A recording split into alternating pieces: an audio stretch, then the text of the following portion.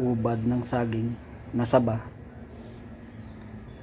At ito yung ipanggugulay natin sa lulutuin natin ngayon.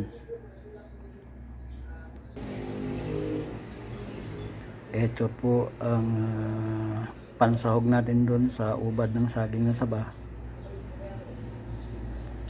Yung native na manok na hinatay ko kagabi. Bali, yung mga medyo buto-buto, yan yung sasabawan natin sa ubad ng saging. At ito po ang pinakasangkap niya. May chicken cubes, may pinitpit na luya, pinitpit na bawang, sibuyas, tsaka yung green na yan, ito batuan po yan, pampaasim. Sa Batangas daw meron yan eh, pero sa ibang mga sa Luzon wala ata yan, kasi sa pagkakaalam ko dito lang naman sa Western Visayas gumagamit ng mga ganyan pampaasim. Tsaka ito tanlan. Uumpisahan na po natin ang pagluto. Una po, ilalagay natin ang manok dito sa kaserola na naapoyan na natin. Yan. Tapos ang sunod po na gagawin natin ay ilalagay na natin itong mga sangkap, maliban lang sa batuan.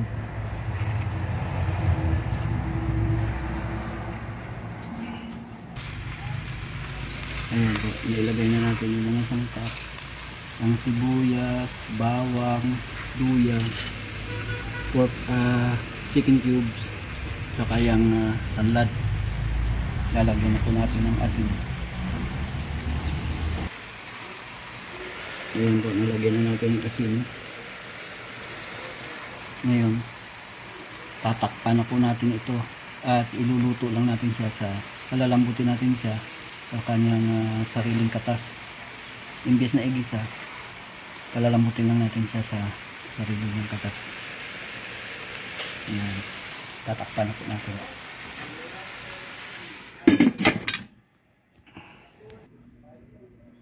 Yan, ito naman po haharapin natin.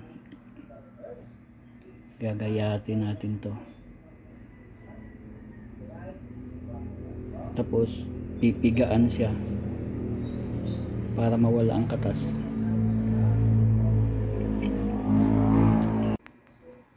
Ito pa po pala ang isang sangkap na panghalo natin. Kamag-anak po ito ng beans. Ang tawag po dito ay kadyus. Ito po ang isang sangkap sa sa sikat na dish dito sa Iloilo, ang KBL, kadyus baboy langka. Kamag-anak din po siya ng beans eh. Yan po ang isa sa sangkap na gagamitin natin sa lulutuin natin ngayon, na ang pangalan ay KMU o kadyus, manok at ubad.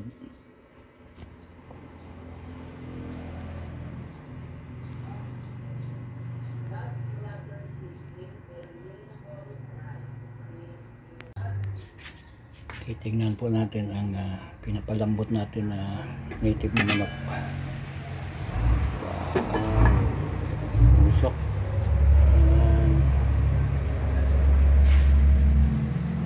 Halo-haluin po natin.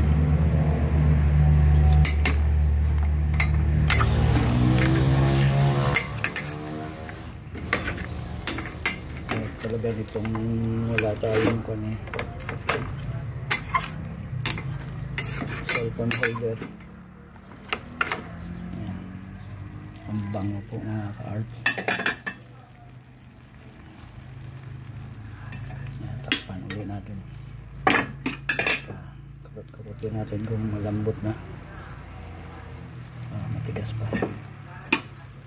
Tatakpan po ulit natin. Ayan. Mamaya na naman. Ayan po, natapos na natin igayat ang ubad.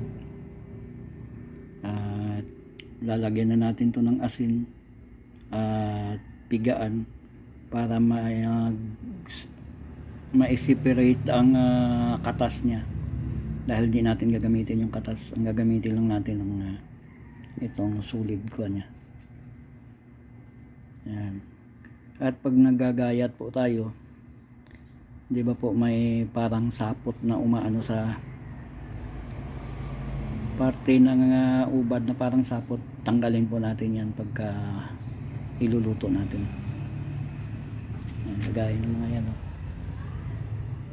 Ayan. Para siyang sapot, tanggalin, alisin po natin yan, hindi natin yan isasama sa pagluto. Ayan, mamaya naman po kukuha pa ako ng asin, lalagyan ko to.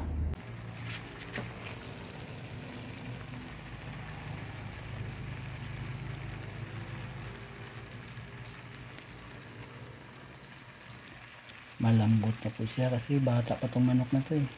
Mga ilang buwan pa lang to. Ayan, malambot na siya. Ito namang atay, balon-balunan, saka yung intestine niya na nilinis ko na. Ihahalo din natin to at palambutin.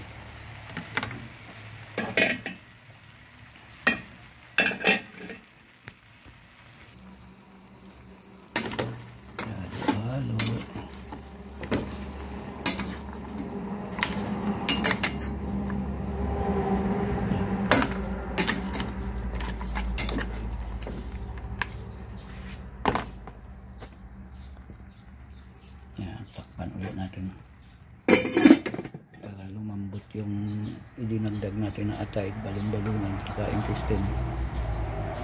Mamaya naman po lagyan po natin ng asin ito at pipigaan natin. Parami yata. Okay lang. Ayan po, nalagyan na natin ng asin, pipigaan na natin to. Pero hindi ko na siguro ipapakita ang pagpiga kasi mahirap magpiga ng one hand lang.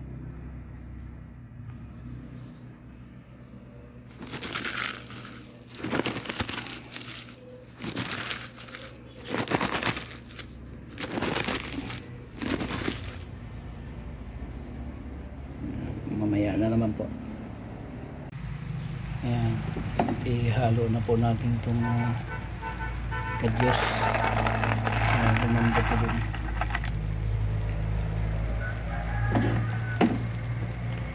Medyo mabilib siya.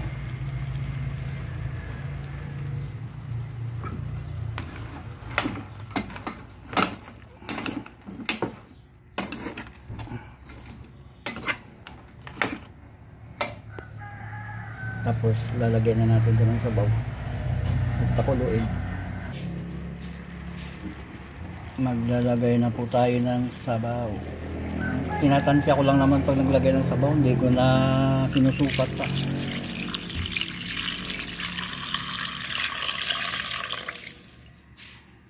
Ayan. Konti pa. Ayan, tama na muna yan, pampalambot lang. Lalakasan na natin ang apoy para mabilis kumulo. Halo-haloin muna natin. Dadagdag pa rin siguro tayo mamaya ng sabaw kasi ang ubad ng saging magsisip-sip ng sabaw yan. Yan. Ganyan na lang muna, mamaya na naman po. Pakuluin muna natin siya.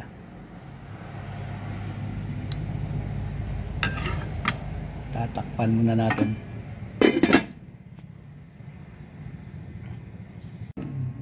Ito na po ang ginayat natin na at pinigaan na ubad ng saging na saba.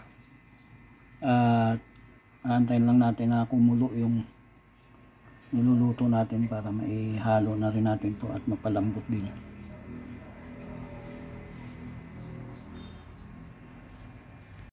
Ayan po, kumukulo na siya, kaya ilalagay na natin tong ubad. Ayan, ito na po siya, ilalagay na natin. Ay mukhang mahirap, post na lang muna. Ayan po, nailagay na natin at haluin na natin at palambutin.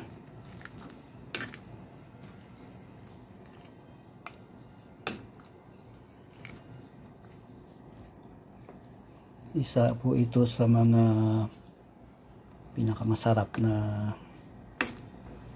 dish ng mga Ilonggo, ang KMU o Kadyos Manok Ubad.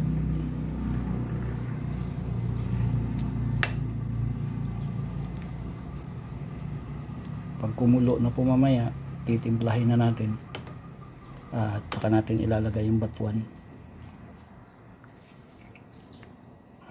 Yan.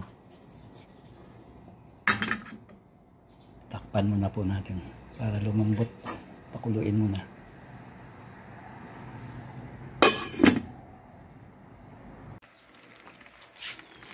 Yan. Malambot na po siya mga ka-arbs. At ilalagay na natin itong batuan. Pampaasim. Para lalong sumarap. Yan. Nalagay na po natin. Hirap 100 lang tayo. Yan. Takpan na po natin hanggang sa lumambot yung batuan. Para kalat ang katas niya sa niluluto natin.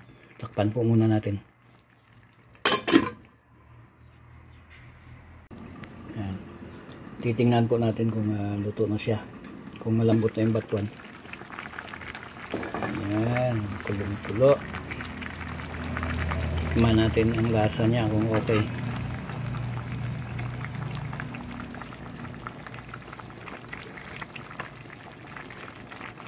Ayos. Medyo maasim-asim siya. Tama na siguro ang timpla niya. Okay naman sa alat na. Sana po, luto na yung KMU natin. Kadyos Manok Ubad ng saging. At ang manok na sinahog natin ay native yan. Alaga ko at kinatay ko kagabi. Yun ang pinagsawag natin ngayon sa Kadyos Manok Ubad natin. Paano po? Hanggang dito na lang at sana po nag-enjoy kayo sa panonood sa pagluluto natin ng paborito ng mga Ilonggo na dish nito. KMU Kadyos Manok Ubad. Ano po, hanggang dito na lang. Maraming salamat po sa pagsuporta. Bye bye.